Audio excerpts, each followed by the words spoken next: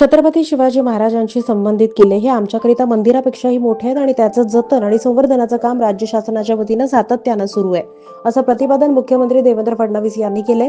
किल्ले शिवनेरीवर आयोजित शिवजन्मोत्सव सोहळ्याप्रसंगी ते बोलत होते।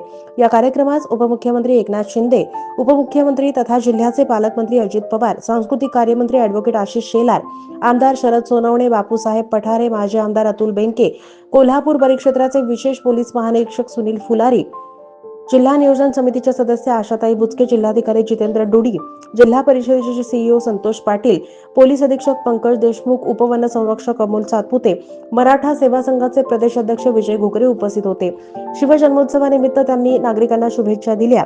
छत्रपती शिवाजी महाराज हे योद्धे असण्यासोबतच उत्तम प्रशासक होते, विविध व्यवस्थापनाचे गुरु ते होते। शिवरायांनी आपलं संपूर्ण आयुष्य जनतेच्या कामी लावलं आणि म्हणूनच आदर्श राजा, जाणता राजा, श्रीमंत योगी म्हणून आपण त्यांचं स्मरण करतो।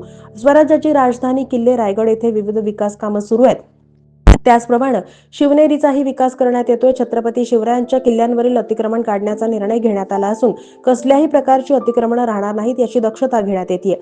देशाचे पंतप्रधान नरेंद्र मोदी